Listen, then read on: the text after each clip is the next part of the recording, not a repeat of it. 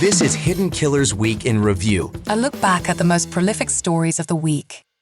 This is the Hidden Killers podcast with Tony Brueski. Featuring author, psychologist, and daily contributor, Siobhan Scott. Is there any path for exoneration of Chad Daybell? Have we gotten this all wrong all along? Is he simply the victim of Lori Vallow Daybell, completely lost his mind, had no choice in the actions that he took?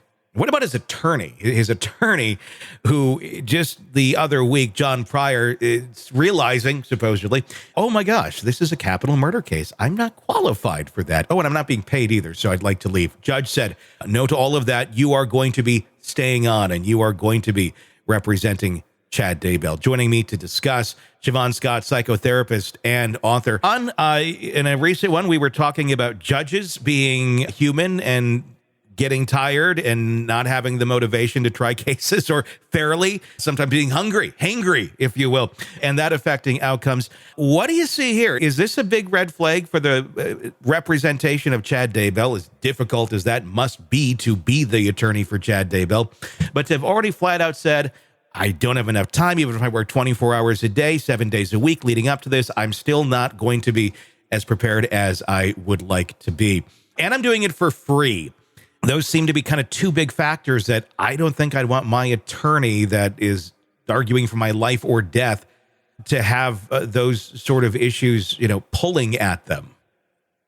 Yeah, the first thing that occurred to me is, wouldn't we have seen this coming a long time ago? Yeah. I think attorneys, if they're being paid privately, it's like right up front, they want to know, what are your assets here? And can you cover this? Or do you need a public defender? Mm-hmm. And right off the bat, we knew this was going to be a death penalty case. And so if you are not qualified, according to the state of Idaho, to do a death penalty case, don't you say that right up front? Mm-hmm. And I do understand there's a shortage of lawyers thusly qualified in Idaho, and apparently a couple of them are working on the Koberger case. So can they find someone? Mm-hmm. But it just seems awfully late in the game mm-hmm. for these things to be coming up. Yeah, I mean, and we're talking about, I guess, motivation here. I don't know John Pryor. I don't know what his thoughts are if, not being paid and representing Chad Daybell is one of those things that would make him just feel that he truly is not qualified to do this and is, going to put your head in the sand and maybe not, mount much of a defense.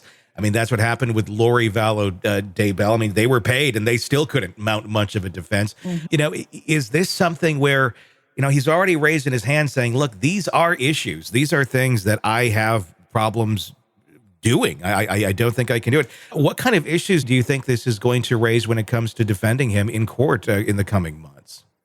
Yeah, it sounds very much like Lori's case. I mean, what is the defense here? And I think it would be challenging for any lawyer or any team of lawyers. Again, we always like that term, mountain of evidence. Mm-hmm. I don't see him skating on this one, but it also makes me wonder, if there's a case made, if he were to be convicted, and then would they come back and say he had inadequate representation here? And that, the lawyer made this very clear. Yeah. He was not up to this task. He was pushed to do it anyway. And, that to me seems like another can of worms that would be part of it. Let's talk about the relationship of Chad Daybell and Lori Vallow Daybell. Not that long ago in filing, it was very much laid out that they believe Chad Daybell was pretty much the victim of Lori. So basically, and I'm just kind of paraphrasing here, Chad and Alex, Lori's brother, they were just so smitten with her that they would do anything that she wanted them to do. And essentially walking right up to the line of saying, yeah, Chad did these things, but it was Lori's fault. I mean, what kind of a defense is that? We're talking about a psychological defense of saying, yeah, I did it because she told me to, and I had no control. I mean, has anything like that ever worked in the history of trials? Maybe somewhere, sometime, but I don't think in an extreme case like this, because they were working on their little pseudo cult, for ages before the murders. He was certainly a leader in that group with these bizarre beliefs. I mean, I can't even go down the list of all the things that were bizarre about their beliefs. And it was really a case where I think the murders were the culmination of the two of them together, and that just escalated the level of aggression and craziness and bizarre thinking. Yeah. But it's absurd. That defense that Lori made me do it, I think, is absolutely absurd. So is that a reflection on John Pryor and really truly showing how unqualified he is to represent Chad Daybell in a death penalty case? Or is this just a reflection on Chad Daybell of, you got nothing here, my friend? Yeah, I cannot imagine trying to defend Chad Daybell. I'm not a lawyer. I don't know. Yeah. I don't know all the tricks of the trade, but I just don't see any kind of reasonable defense. And so this may just be, something any attorney, this would be the best they can come up with.